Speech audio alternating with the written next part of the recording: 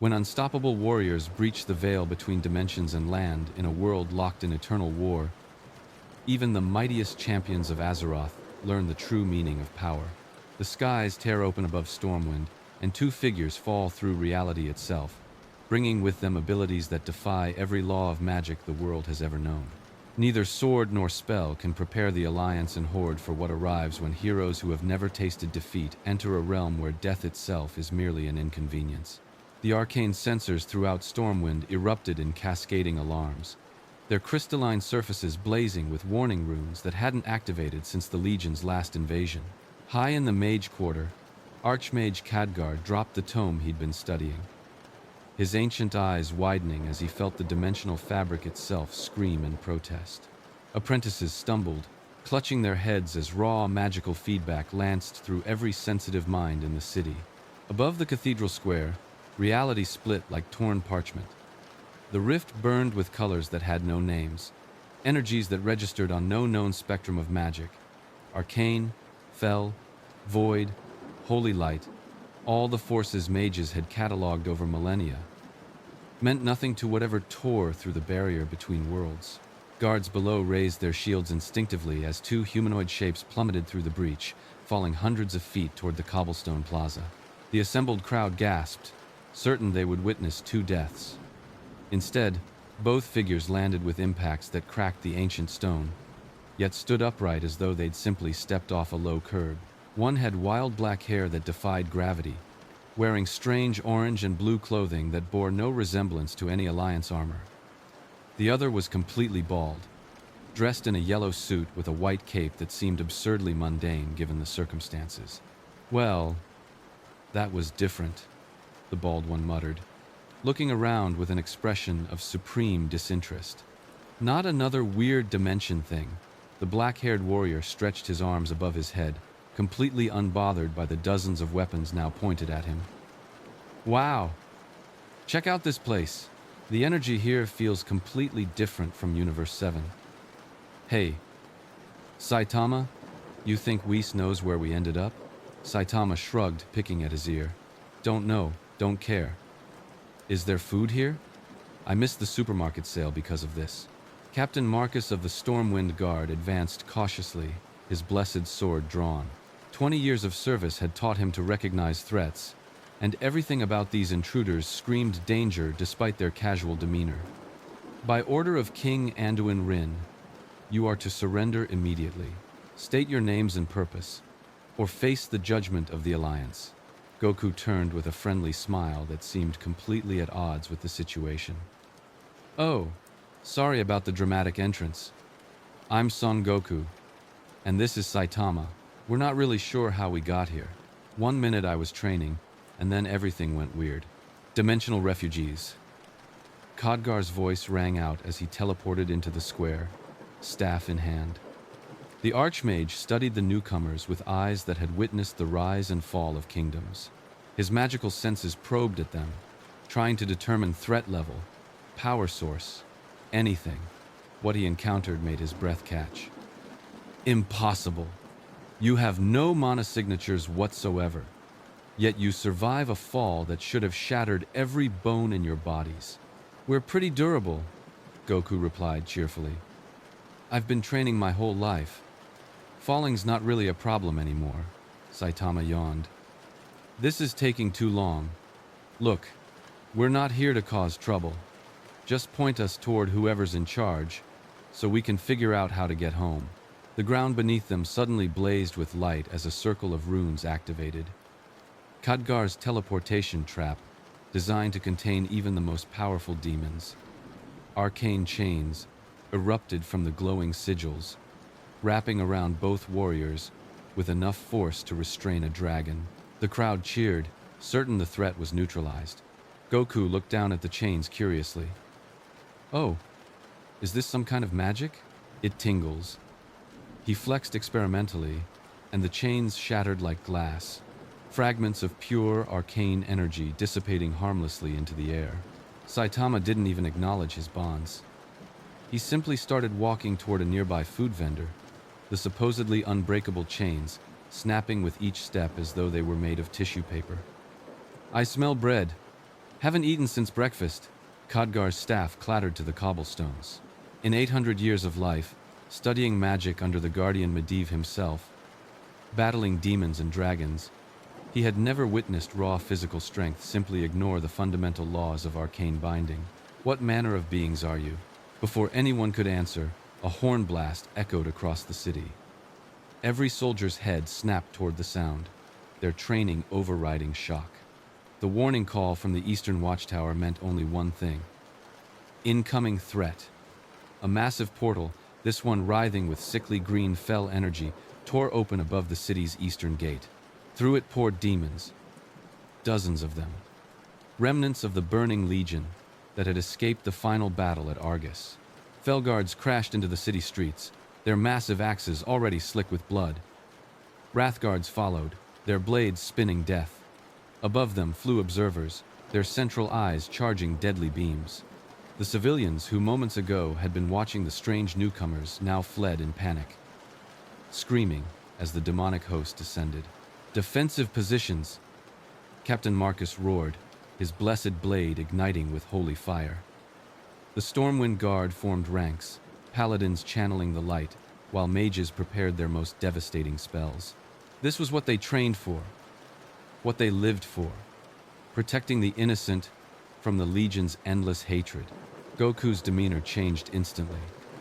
The friendly smile vanished, replaced by focused intensity as he assessed the attacking force. Those things are attacking civilians. Saitama, we've got to help. I guess, Saitama replied, setting down the bread he'd just purchased. They're interrupting my snack.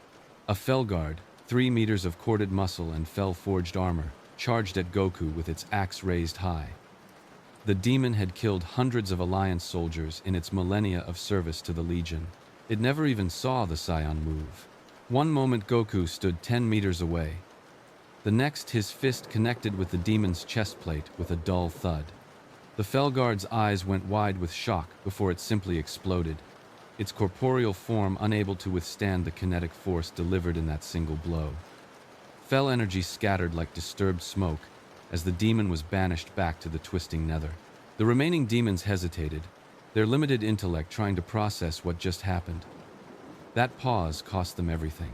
Goku became a blur of motion, moving through their ranks with speed that made even the quickest warriors look like statues. Each strike was perfectly measured, enough force to banish without creating collateral damage. In less than 30 seconds, 20 demons lay scattered across the plaza, their forms already fading as the nether reclaimed them. Meanwhile, 3 Wrathguards had focused on Saitama, apparently seeing an easy target in the unarmored, bored-looking human. Their 4 arms moved in perfect synchronization, 6 demon-forged blades descending toward him from multiple angles simultaneously. Saitama didn't dodge. The blades, capable of cutting through steel plate armor, shattered on contact with his skin. The demons stared at their broken weapons in confusion. Seriously? Saitama sighed. I was eating. He delivered 3 casual jabs, 1 to each demon. They didn't explode or scatter. They simply ceased to exist, completely obliterated on a molecular level. Not even their essence returned to the nether. They were just gone. The plaza fell silent, except for the crackling of residual fel energy. Every guard, every mage, every civilian who hadn't fled stood frozen in absolute shock. What they'd just witnessed defied every combat doctrine, every understanding of power scaling that existed in Azeroth. A Felguard required a full squad of trained soldiers to defeat. These strangers had eliminated an entire demonic incursion in under a minute. By the light, whispered a paladin, her holy hammer slipping from nerveless fingers. What are they? What are they?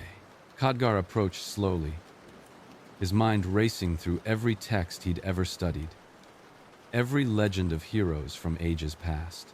Nothing compared to this level of raw power displayed so casually.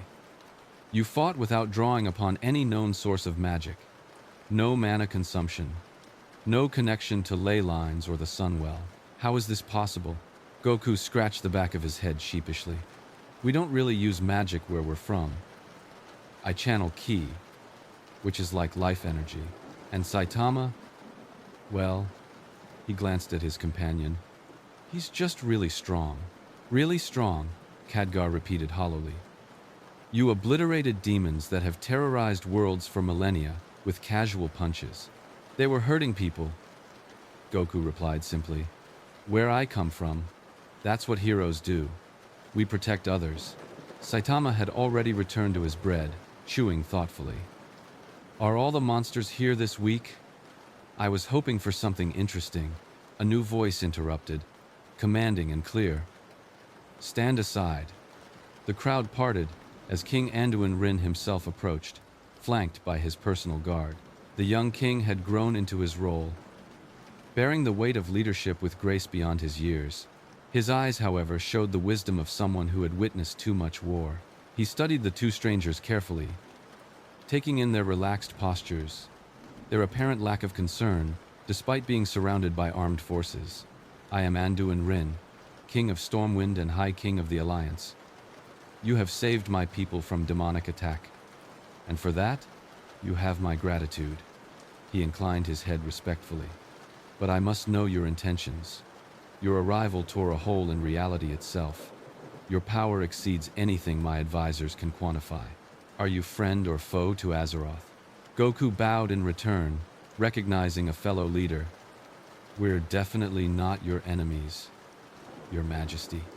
Like I told the Archmage, we're just trying to figure out how to get home. We didn't mean to crash into your world. Crash is an understatement, Khadgar muttered. The dimensional breach you created is still bleeding exotic energies. Our sensors across 3 continents registered the event. The Horde certainly knows of your arrival by now, as do far more dangerous entities. As if summoned by his words, a Death Knight materialized from the shadows at the plaza's edge. Her armor bore the markings of the Ebon Blade, the independent order of Death Knights who served neither Alliance nor Horde. Frost rhymed her armor, and her glowing blue eyes held the cold certainty of one who had died and returned. The Lich King stirs. For the first time in years, I feel his presence reaching across the veil, his attention drawn to something new, something powerful. Lady Darien, Anduin acknowledged grimly. What does he want? What does he want? What does he want? What he always wants, the Death Knight replied. To add strength to his army, 2 warriors who can destroy demons with bare hands would make exceptional additions to the Scourge. Goku's expression hardened. I've dealt with guys who control the dead before. Babidi tried to turn me into his puppet once. Didn't work out well for him. The Lich King is not some petty sorcerer, Khadgar warned. He commands the largest undead army in Azeroth's history. His fortress of Icecrown spans an entire continent of frozen death. If he decides to claim you, he will throw everything at this city. Saitama finally looked up from his bread. Is everyone in this world obsessed with claiming other people? First the chains, now this Lich guy. It's annoying. A Gryphon rider landed hard in the square, her mount's flanks heaving.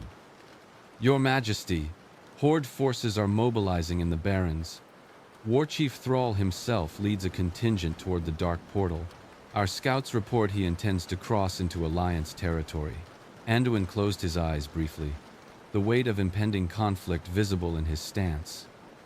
He wouldn't violate the treaty without cause. He's coming to investigate the dimensional breach, to assess if these warriors represent a threat to the Horde, or an opportunity. Khadgar added darkly. Thrall is wise, but he's also pragmatic. The strength to defeat the Legion's remnants would be valuable to either faction. Goku looked between the king and the Archmage, confusion evident. Wait, you guys are fighting each other? While demons are attacking? The history between Alliance and Horde spans generations, Anduin explained wearily. We maintain an uneasy peace, but trust is fragile. Your arrival has upset the balance of power. Both sides will seek to understand you, recruit you, or eliminate you as a threat. That's stupid, Saitama said bluntly. You've got actual monsters attacking, and you're worried about each other? Welcome to Azeroth, the Death Knight replied with grim humor. We've been waging war so long, Some have forgotten what peace looks like.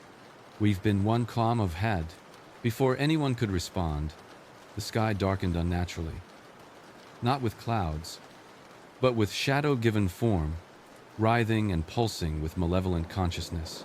Every priest and paladin in the city cried out in pain as the shadow's touch pressed against their light-blessed minds.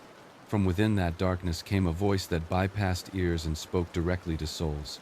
New pieces on the board. The words seemed to come from everywhere and nowhere, each syllable dripping with ancient malevolence. The old gods. See you. Tentacles erupted from the shadowy mass, not physical appendages, but projections of pure void energy that reached toward Goku and Saitama with horrifying hunger. Where they touched the ground, stone-aged and crumbled in seconds, the very fabric of reality weakening under the old god's attention. Khadgar threw up his most powerful wards instantly, arcane shields snapping into place around the assembled civilians. Old god manifestation! Everyone fall back! You cannot fight what you cannot touch. The tentacles wrapped around Goku before he could dodge. The void energy attempting to corrupt, to twist, to worm its way into his mind and soul. For a fraction of a second, the cosmic horror tried to do what it had done to countless champions before, turning strength into madness, virtue into vice.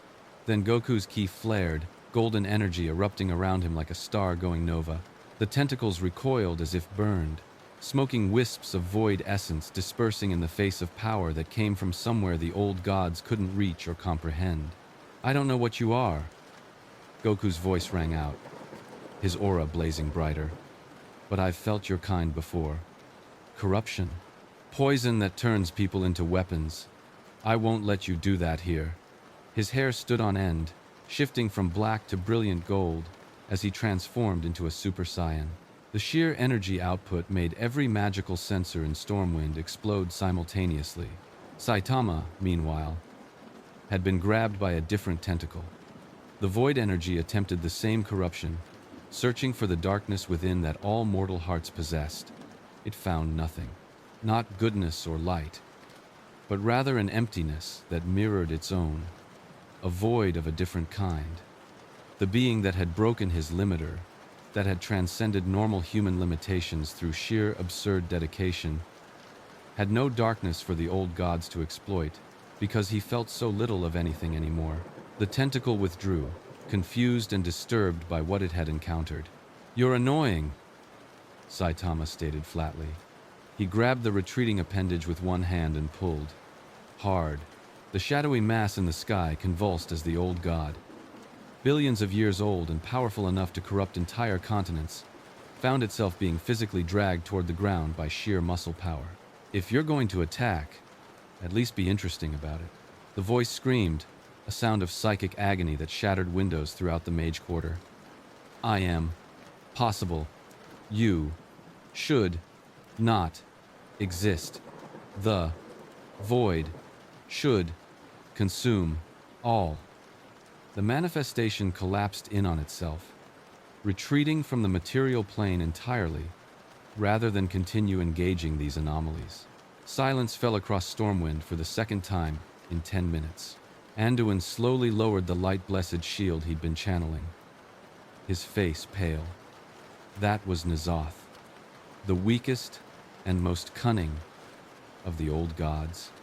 It attempted direct assault because it feared what you represent. Things that the void cannot corrupt, Khadgar breathed, his voice shaking. In all the cosmos, everything serves the balance between light and shadow, but you two exist outside that paradigm entirely. Goku powered down, his hair returning to its natural black.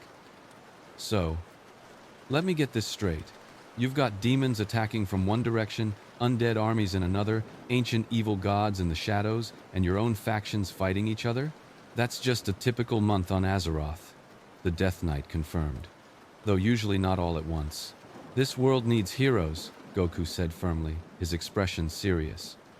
Real heroes who protect everyone, not just their own side. Saitama had returned to his bread again. Does this mean we're stuck here? Because I had rent due next week. A new disturbance rippled through the air. But this one felt different. cleaner, more organized. Space folded like origami, and through the brief gateway stepped several figures in distinctive armor. Blood elves, their features refined and elegant, bearing the tabards of the Horde. Leading them was an orc of massive build, his green skin marked with ceremonial tattoos. He carried no weapon, but power radiated from him in palpable waves. Thrall, war chief of the Horde and former Earthen Ring shaman. King Anduin. Thrall's voice was deep but measured. I come under flag of truce. The entire world felt that dimensional breach. I had to see with my own eyes what threatened Azeroth. His gaze settled on Goku and Saitama, and something like recognition flickered in his eyes. Not of them specifically, but of what they represented. Pure power, unchained from political allegiance. War Chief Thrall.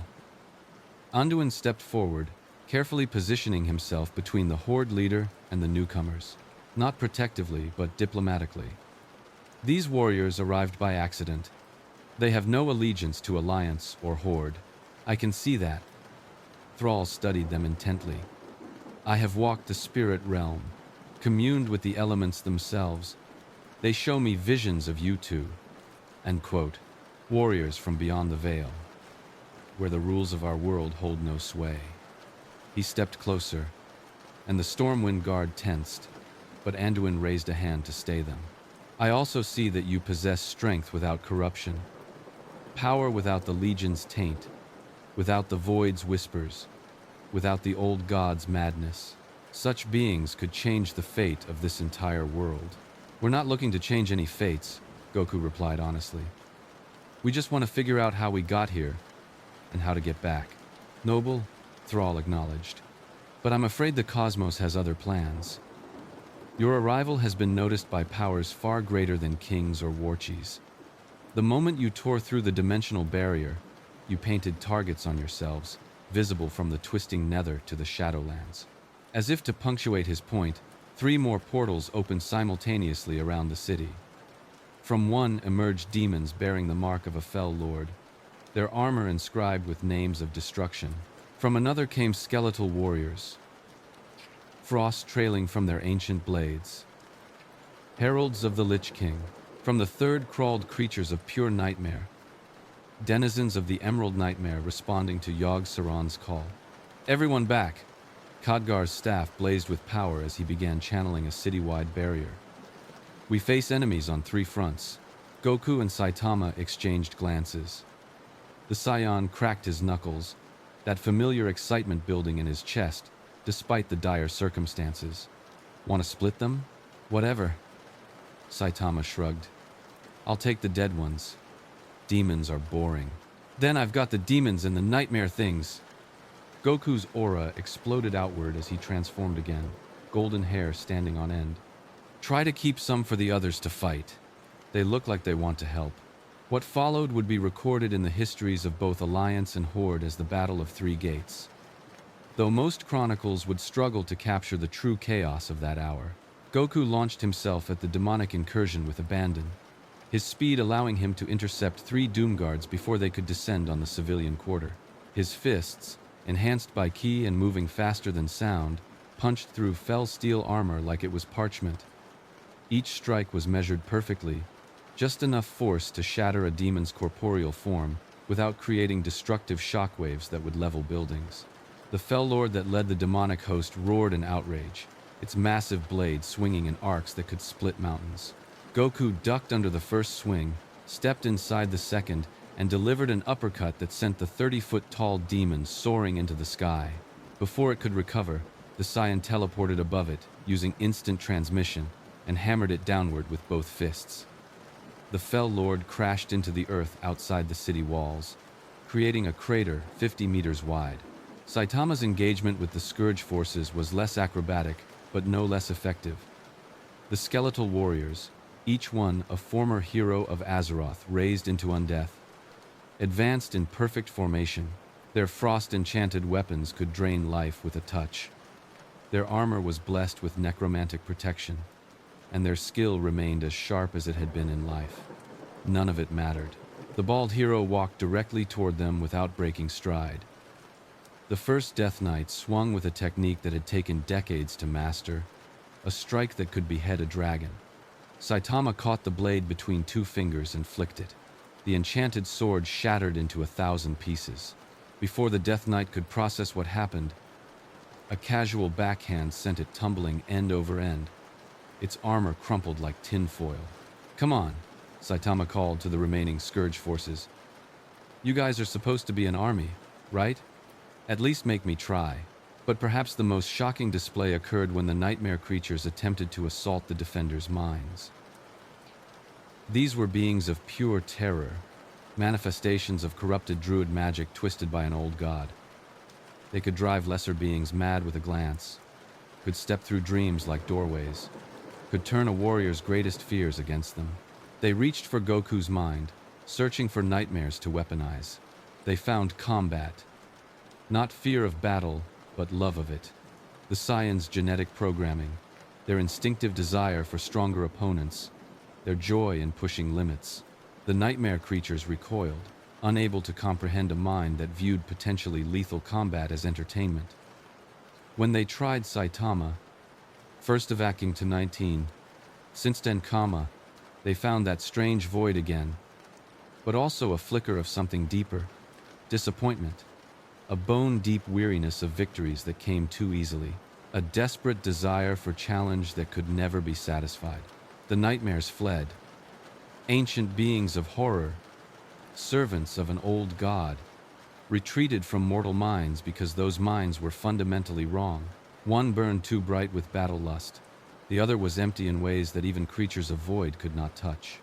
Thrall watched all of this while fighting back-to-back with Anduin against a cluster of demons that had broken through the perimeter.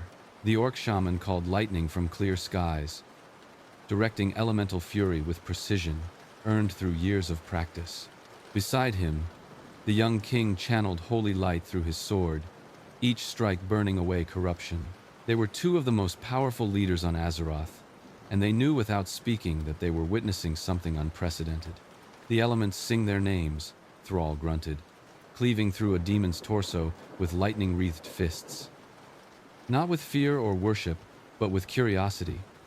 They don't understand what Son Goku and Saitama are any more than we do. Does it matter? Anduin parried a fell blade and riposted with divine fury. They fight to protect the innocent. That makes them heroes in my book, regardless of origin.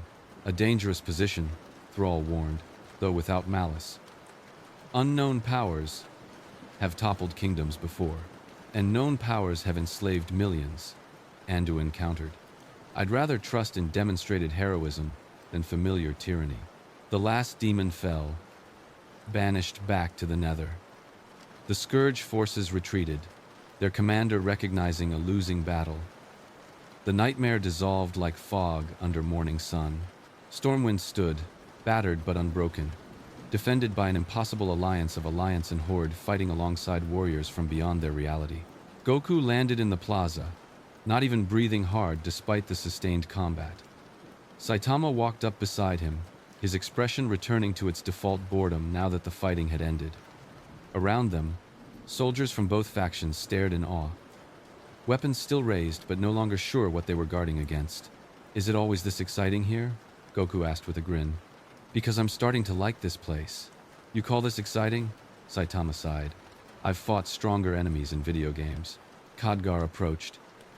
His robes singed and his staff cracked from channeling too much power too quickly. "Your timing is either incredibly fortunate or cosmically orchestrated. 3 separate forces attacking simultaneously is not coincidence. Someone or something coordinated this assault. Testing us," Thrall concluded, joining the conversation. "Probing our capabilities. Now that they've seen what you can do, they'll adapt their strategies." "Who are they?"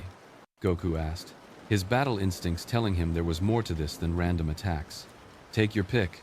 The Death Knight who'd warned them earlier stepped forward. "The Burning Legion remnants, the old gods, the Lich King, whatever lurks in the Shadowlands, the Void Lords beyond reality. You've announced yourselves to every major power in the cosmos. They'll all want you dead, controlled, or recruited." "I've got a better question," Anduin interjected, looking at Khadgar. Can you send them home? Surely with your knowledge of dimensional magic, the Archmage shook his head grimly. The breach they created is unlike anything in recorded history. It didn't use the twisting nether, didn't follow ley lines, didn't tap into any known source of magical energy. It simply tore through the barrier between realities through sheer force. I wouldn't know where to begin reconstructing such an effect. So we're stuck, Saitama stated flatly. Great. Another thing to be annoyed about. Not stuck. A new voice purred from the shadows. Everyone's weapons instantly rose as a figure materialized from stealth. Night Elf features, pale skin, distinctive armor, marked with Forsaken emblems. Sylvanas Windrunner, Dark Lady of the Forsaken and Banshee Queen. Merely inconvenienced.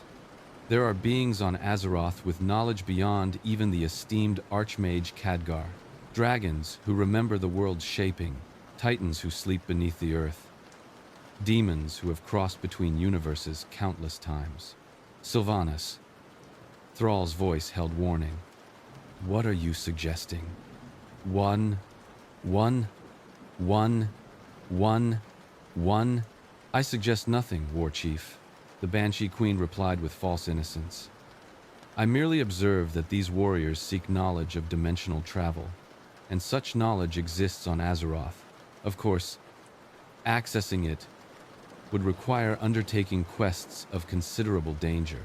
Of course it would, Goku laughed. Nothing's ever simple, is it? But that's okay.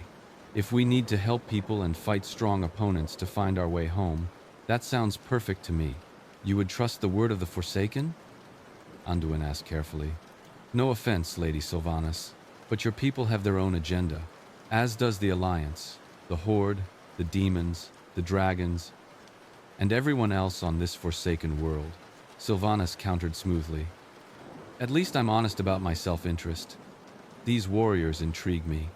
Power without corruption is rare. I would see what they're capable of when truly tested. Khadgar stepped between them, his presence commanding respect even from faction leaders. Enough politics. The immediate crisis is resolved, but this attack proves that your presence here destabilizes the entire world. Every faction will seek to control or eliminate you. Every enemy will test themselves against your strength. You need sanctuary while we determine how to send you home. Dalaran, Thrall suggested. The neutral city of mages. Alliance and Horde both have representatives there. It's the most defensible position on the continent. It's also a target, Sylvanas pointed out. Bringing such powerful anomalies to our center of magical learning? You might as well paint a target on the Kirin Tor's floating city. I'll go, Saitama said suddenly, cutting through the debate. Everyone turned to him in surprise. The bald hero had been so quiet they'd almost forgotten he was there. This arguing is pointless. Doesn't matter where we go. These enemies you're talking about will find us anyway. So we might as well go somewhere with libraries and people who know about dimensional travel. A pragmatic approach, Khadgar acknowledged. Dalaran it is.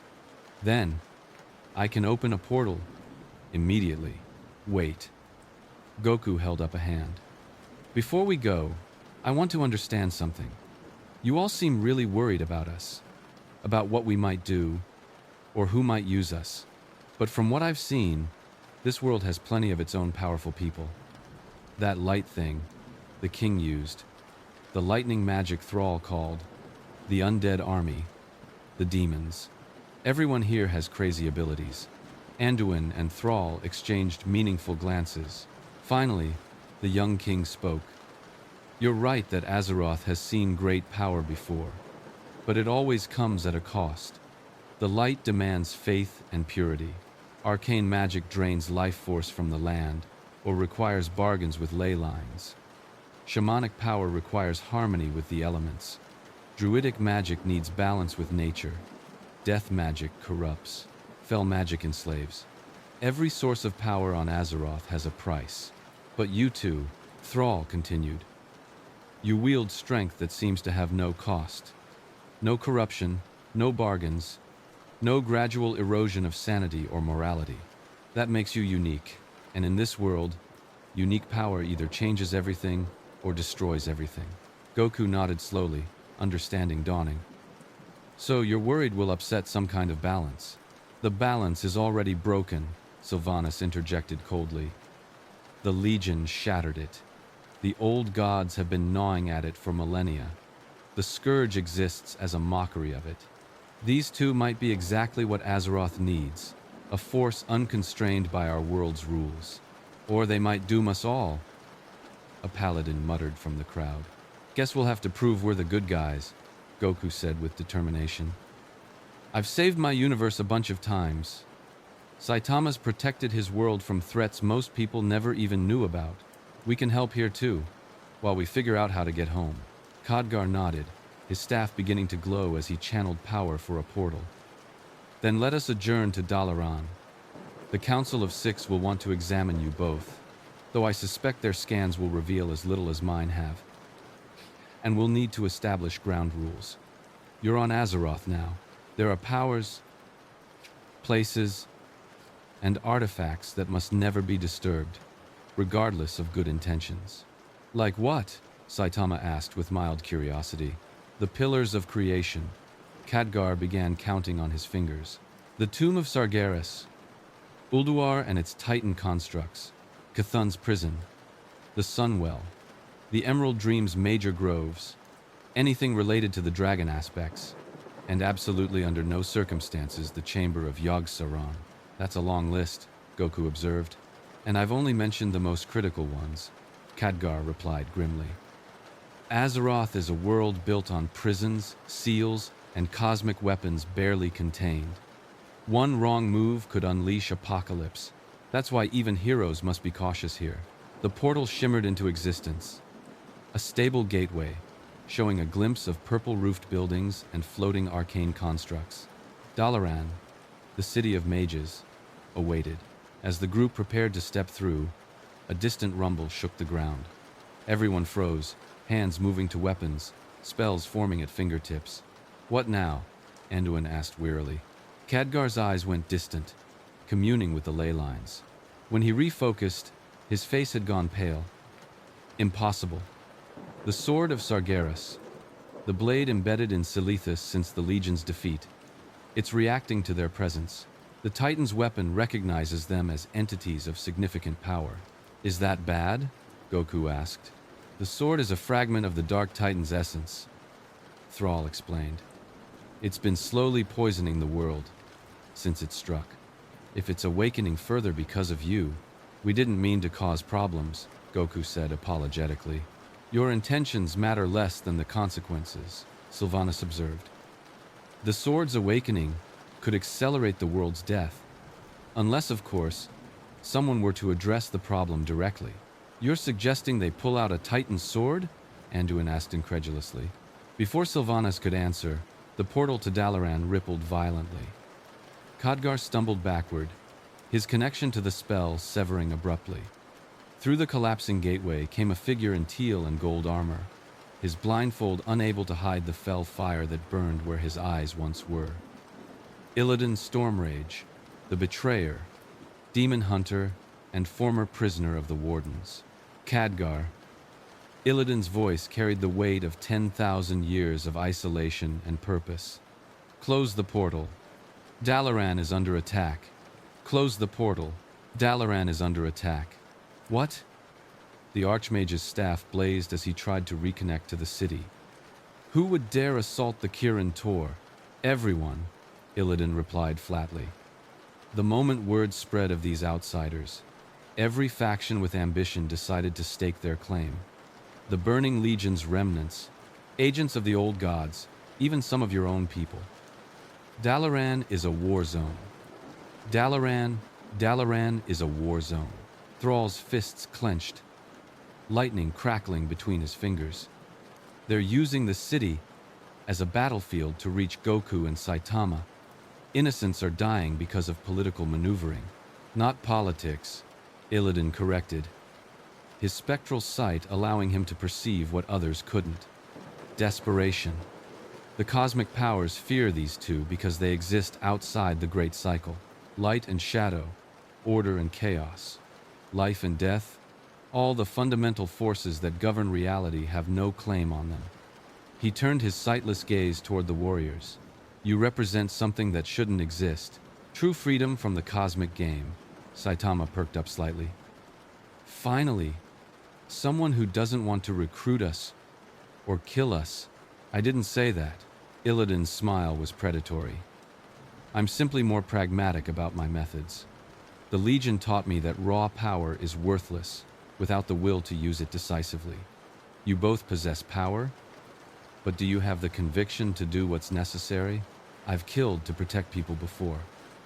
Goku's expression grew serious. I don't like it, but when there's no other choice. Goku's, in the Felovin. I've killed to protect people before. Goku's, then prove it. Illidan gestured, and a new portal tore open. This one showing a hellish landscape of green flames and tortured earth. The broken shore, the burning legion's last major foothold on Azeroth. Their generals gather there, planning their next assault. If you truly wish to help this world while finding your way home, start by removing a threat that has plagued us for millennia. That's suicide, Anduin protested. Even with their power, sending them into the heart of Legion territory alone. They won't be alone, Thrall interrupted. His decision made. I'll accompany them. The elements have shown me visions of this moment. The world changes today, one way or another. Then the Alliance stands with you. Anduin drew his sword, holy light washing over the blade. I won't send warriors into battle without support, even ones as powerful as these. Sylvanas laughed, the sound carrying no warmth. How noble. Very well. Count the Forsaken in as well. I'm curious to see how demons react to opponents they cannot kill, corrupt, or intimidate. Khadgar looked at the assembled group, then at Goku and Saitama. You've been on Azeroth less than an hour, and you've already started a war. That might be a record. We didn't start anything, Saitama pointed out. Everyone else started fighting over us. We're just going to finish it. Spoken like a true warrior, Illidan approved. Come then. Let me show you what 10,000 years of war against the Legion looks like. The portal to the broken shore stabilized, showing a nightmarish vista of demon-corrupted landscape. Fell fire burned eternally across shattered earth. In the distance, the tomb of Sargeras loomed, a testament to ancient hubris and eternal threat. And everywhere, demons. Thousands of them, arrayed in military formations that spoke of intelligence and purpose, far beyond mindless monsters. Goku stepped toward the portal, his excitement barely contained despite the danger. All right, now this is more like it. A real challenge. Saitama followed with his characteristic disinterest, though those who knew him well might have noticed the slight upturn at the corner of his mouth. Maybe. Let's see. 1. As they passed through the gateway, followed by Illidan, Thrall, Anduin, and Sylvanas, none of them noticed the shadow that detached from the walls of Stormwind. It slithered through cracks in reality, racing ahead to the broken shore to warn its masters. The old gods might have retreated from direct assault, but their eyes watched everything. And they were beginning to formulate a plan that would either elevate them to supreme power or destroy them entirely. The broken shore assaulted their senses immediately. The air tasted of sulfur and corruption. The ground beneath their feet pulsed with malevolent energy, as if the very earth had been subverted by demonic essence. In the distance, war machines of impossible scale marched in perfect formation, their fell cannons capable of leveling cities with single shots. Welcome to the Legion's last stand, Illidan announced, his spectral sight piercing through the fell haze to identify strategic targets. See that fortress ahead? That's the Fellhammer, their command center. 12 dreadlords coordinate from within, along with a pit lord whose name translates roughly to World Ender. They know we're here. As if summoning his words to life, the ground erupted. Demons poured from fissures in the earth, from portal gates hastily constructed across the blasted heath, from the air itself as nethermancers tore holes in reality. Felguards, Wrath Guards, Succubi, Doom Guards, Infernals, and a dozen other species of nightmare-given form. "Defensive formation!" Thrall called out, lightning already dancing between his fingers. "We need to..." He stopped mid-sentence as Goku simply walked forward into the demon horde. No running, no transformation, just a steady walk that somehow seemed more intimidating than any battle charge. A Fel Guard swung its massive axe, the blade wreathed in fell fire hot enough to melt stone.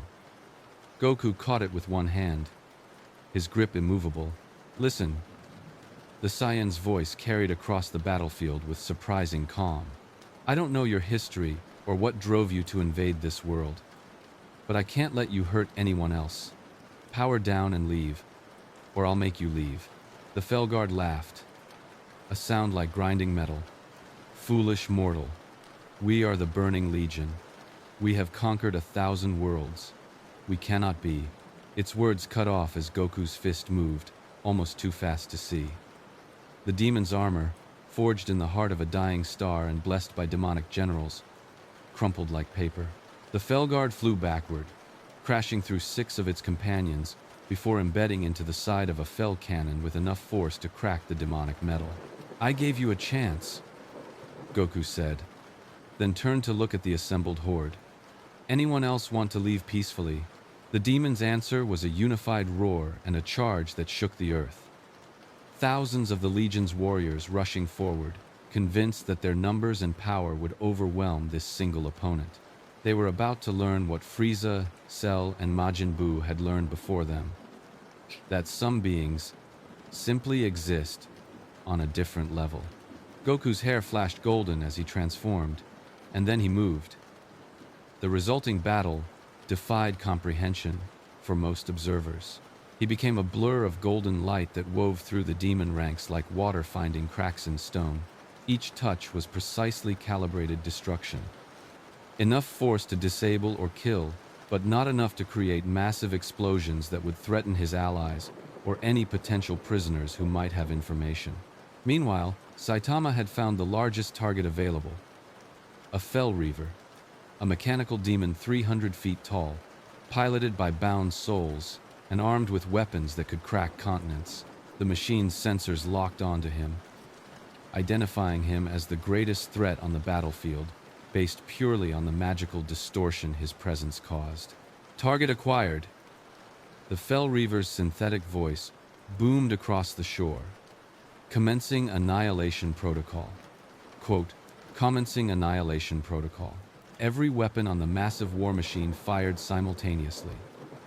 Fel cannons, mana missiles, corruption beams, soul lasers. A barrage of destruction that could erase armies. The blast engulfed Saitama completely, the combined energies creating a mushroom cloud visible from Stormwind itself.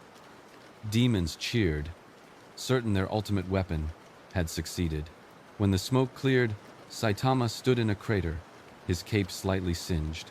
He looked down at the scorch marks on his suit with an expression of profound annoyance. "This suit was on sale. That was my last clean one." The Fel Reaver recalculated, running its threat assessment protocols 3 more times because the results made no sense. Then it did something its demonic pilots had never seen it do before.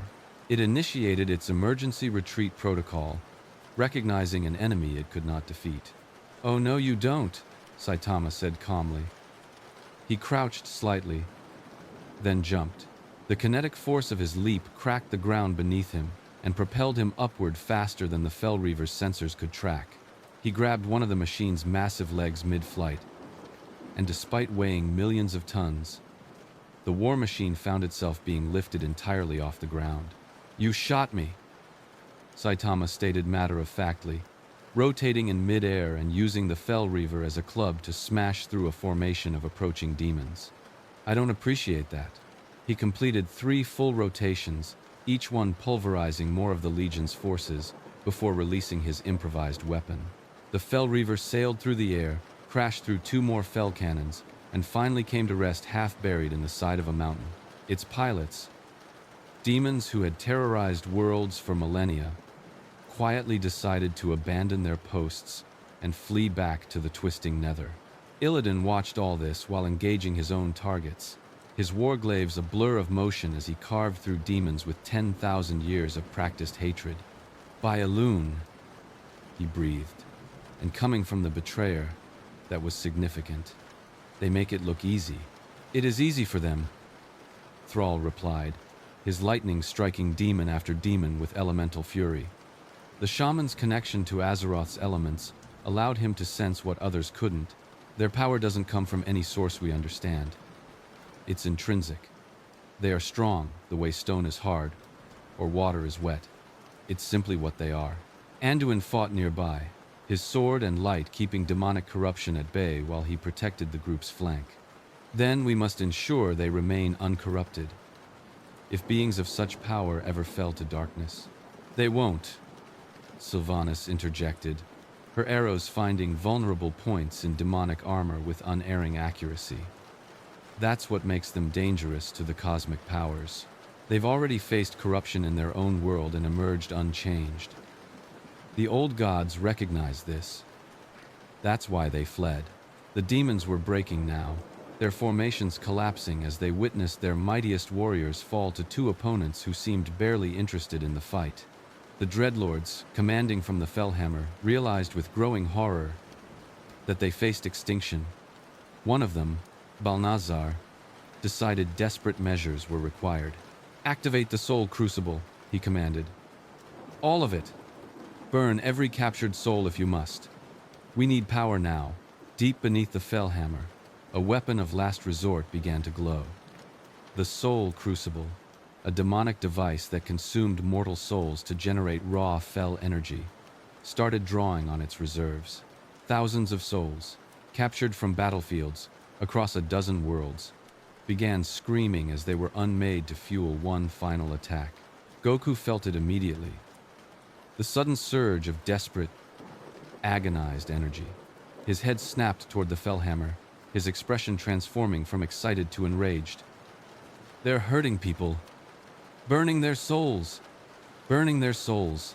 His aura exploded outward, lightning crackling around the golden flames as he ascended to Super Saiyan 2. "That ends now." Before anyone could stop him or suggest strategy, Goku vanished. Instant transmission carried him directly into the heart of the Fellhammer, materializing in the command center, where 12 Dreadlords and one massive pit lord named Asgalos stood arrayed around the Soul Crucible. "Impossible," Balnazar hissed. "Our wards should prevent all teleportation." "Your wards work on your rules," Goku replied, his voice cold in a way his friends would have recognized as his serious fighting mode. "I don't follow your rules.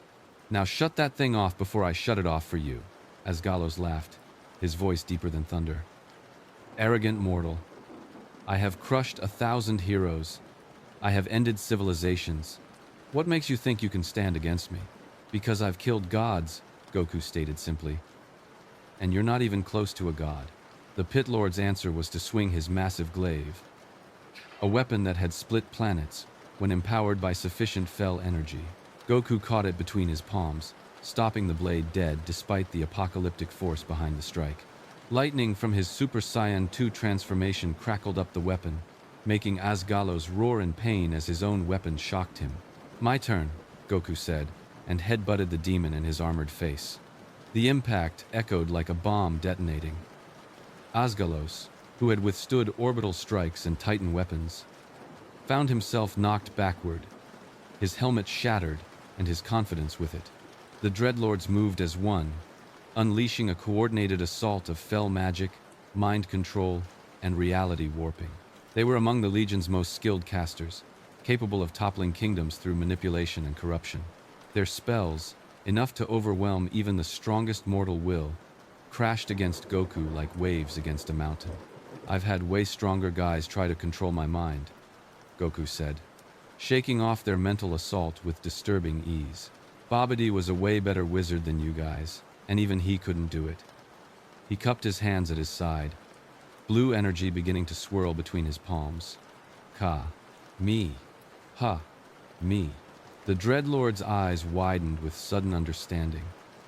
They had existed for eons, had witnessed countless forms of energy and magic, but this was different. This energy wasn't drawn from any source. It was pure will made manifest. Life force concentrated to impossible density. "Scatter!" Balnazar commanded, but it was too late. Ha!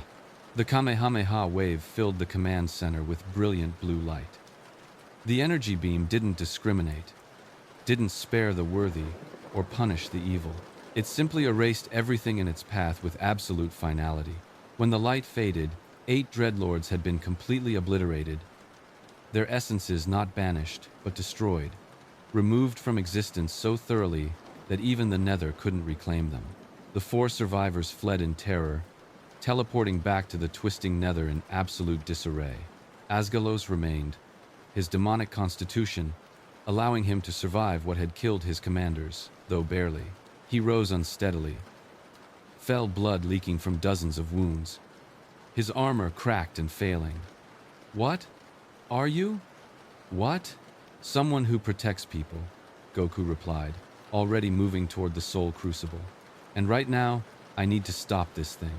He placed his hands on the demonic device, feeling the anguish of thousands of souls being consumed for power. Without understanding the technology or magic involved, Goku simply did what came naturally. He channeled his ki into the machine, pure life energy flooding systems designed to process corruption and death. The Soul Crucible shuddered, unable to handle power so fundamentally opposed to its purpose. With a sound like reality sighing in relief, the device overloaded, but instead of exploding, it released. Every soul trapped within, instead of being consumed, found itself freed. They dispersed back to the proper afterlife, their torment ended by an act of pure instinct and goodness. Asgalos watched this miracle in silence, his demonic mind struggling to process what he witnessed. "You freed them. The Legion will torture them again in time. You know this." "Then I'll stop the Legion too," Goku said with absolute confidence. "Every time you try to hurt people, I'll be there. Eventually, you'll learn." The Pit Lord laughed weakly, fell blood bubbling from his mouth. "You cannot save everyone, hero. The cosmos is too vast, too cruel." "Maybe," Goku admitted, "but I can try. That's what heroes do." Asgalos closed his eyes. For the first time in his existence, spanning millennia of war and conquest, the demon felt something alien to his nature. Respect. "Then die as a hero should, warrior. The Legion will remember your name before we erase it from reality." Outside the Fellhammer, the battlefield had gone silent. The remaining demons, seeing their commanders fall and their ultimate weapons silenced, began a full retreat. Portals opened across the broken shore as the Legion's forces fled back to the twisting Nether, abandoning their foothold rather than face continued annihilation. Saitama stood in the center of a crater, surrounded by the broken remains of dozens of demons, looking around with his typical bored expression. "So, is that it?" I barely warmed up. Illidan landed nearby, his warglaives still dripping fell blood. "You just participated in routing the Burning Legion's largest remaining force on Azeroth. Warriors spend lifetimes dreaming of such a victory." "It was okay, I guess," Saitama replied. Then noticed Goku emerging from the Fellhammer. "Find anything interesting in there?" Whoa, Goku's hair had returned to black, his transformation fading as the immediate threat passed. "Mostly just freed some trapped souls and fought a big demon. Nothing too crazy." "How'd things go out here?" "Boring," Saitama said flatly, though the wasteland of defeated demons surrounding him suggested otherwise. Thrall approached, lowering his hands as the lightning around them dissipated. "In one battle, you've accomplished what the united forces of Azeroth have struggled to achieve for years. The Legion's presence on this world is broken, but not ended," Anduin added, healing minor wounds with his light. "They'll regroup, plan new assaults. The eternal war continues." "Maybe it doesn't have to," Goku said thoughtfully. "Back home, I've ended a few eternal conflicts by just being strong enough that nobody wanted to keep fighting. Maybe we can do that here?" Sylvanus' laugh was bitter. "Optimistic. The forces that plague Azeroth aren't motivated by reason or self-preservation. The old gods seek corruption for its own sake. The Void Lords want to unmake reality. The Burning Legion exists to destroy all life. You cannot negotiate with such enemies. Then we'll keep fighting them until they learn. Goku replied with absolute certainty. I've changed plenty of villains' minds with enough determination. Vegeta, Piccolo, Buu, they all became friends eventually. The cosmic forces of Azeroth are not individuals to be reasoned with, Illidan interjected. They are concepts given form. Light and shadow, order and chaos, life and death. They exist in eternal conflict because that is their nature. Then we change their nature, Saitama said suddenly, speaking up in a way that made everyone turn to look at him. Where I come from, I broke my natural limits through training. If the problem is that these forces can't help themselves, maybe they need someone to show them they can be different. A new voice interrupted, echoing across the broken shore with divine resonance. Ambitious words, warrior. But changing the fundamental structure of reality requires more than mere strength. The sky tore open, but not with demons or shadow. This was something else entirely. Golden light poured through, pure and absolute, carrying with it a presence that made every paladin and priest on the battlefield fall to their knees in worship. From the radiance descended a being of impossible beauty, wings of pure light stretching hundreds of feet, eyes like miniature suns that saw everything. A Naru, Thrall breathed in awe. We're being visited by a Naru. Naru. Naru. Naru. Naru. The being's voice resonated in their minds rather than their ears. I am Zera, the Light Mother. I have watched the arrival of these outsiders with great interest. They exist beyond the cycle of light and shadow, beyond the cosmic force's influence. This makes them either the greatest threat to reality's balance, or the key to its salvation. Goku looked up at the magnificent being without fear or worship, just open curiosity. Are you a god? Because I've met a bunch of gods, and you feel different from them. I am a fragment of the light made sentient, Zera replied. Neither god nor mortal, but something between. And you, Son Goku, are something the cosmos has never encountered before. Pure will made power, utterly uncorrupted by any cosmic force. That's what everyone keeps saying. Goku scratched his head. But I'm really just a guy who likes to fight and protect his friends. Simplicity does not equate to insignificance, Zera stated. Your presence here has already altered the great pattern. The Void Lords stir in their prison beyond reality. The light itself debates what your existence means. The eternal conflict may finally find its resolution, one way or another. Saitama spoke up, his voice flat but with an edge that suggested he'd reached the limit of his patience. Everyone keeps talking about cosmic this and eternal that, but from what I've seen, this world just has a bunch of powerful jerks causing problems. So instead of making speeches, why don't you actually help? The Naru's radiance dimmed slightly, as close to surprise as such a being could express. You dare address me with such disrespect, mortal? I'm not your mortal, Saitama replied. I don't know you. I don't worship you. And I'm getting really tired of powerful beings acting like their problems are too complicated to solve. You want to end the eternal conflict between light and shadow? Then end it. Stop making excuses. Zera was silent for a long moment, her brilliance flickering as she processed this response. When she spoke again, her voice carried something that might have been amusement. You speak with the confidence of one who has transcended normal limitations. Very well. If you believe the eternal conflict can be ended, then prove it.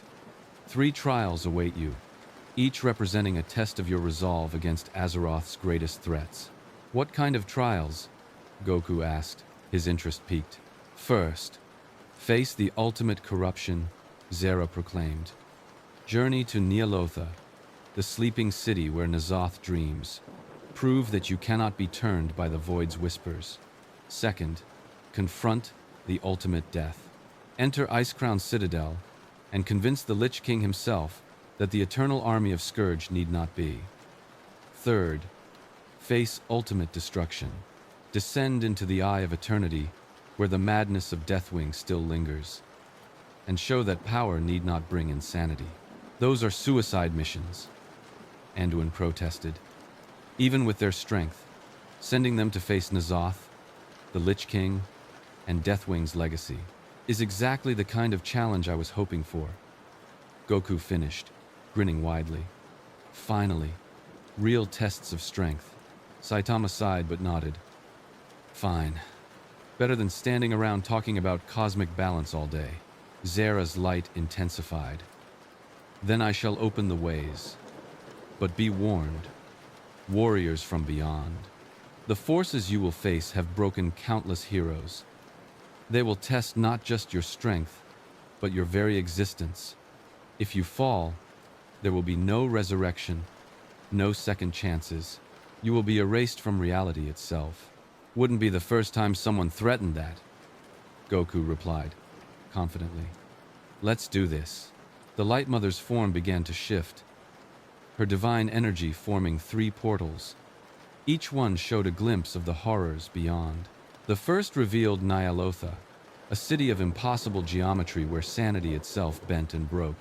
The second showed Icecrown's frozen throne, surrounded by legions of undead that stretched to the horizon. The third displayed a maelstrom of elemental chaos, where reality itself seemed unstable. Wait, Thrall stepped forward. You cannot face these trials alone. Let us accompany you, provide support. No, Illidan interrupted firmly. This is beyond us now. These trials are meant for them specifically. Our presence would only hinder them, or worse, become a weakness the enemy could exploit. Anduin looked torn, his instinct to protect warring with his strategic mind. How will we know if you succeed? Easy.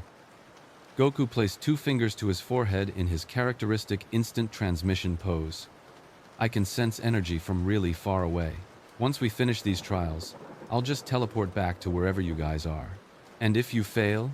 Sylvanas asked bluntly. Saitama shrugged. Then you'll have other problems to worry about. Because if we can't handle these threats, probably nobody can. Just a back. With no further discussion, both warriors stepped toward the portals. Goku chose the first one, heading toward Ny'alotha and the old god's corruption. Saitama moved toward Icecrown and the Lich King's domain. As they disappeared into the portals, Zera's voice echoed across the broken shore one final time. The fate of Azeroth now rests on warriors from beyond the veil. Light and shadow hold their breath. The cosmic forces watch and wait. Let us see if pure strength of will can truly overcome eons of established reality. The portals closed, leaving the assembled heroes of Azeroth standing in the aftermath of the Legion's defeat, knowing that what happened next would determine the future of their entire world.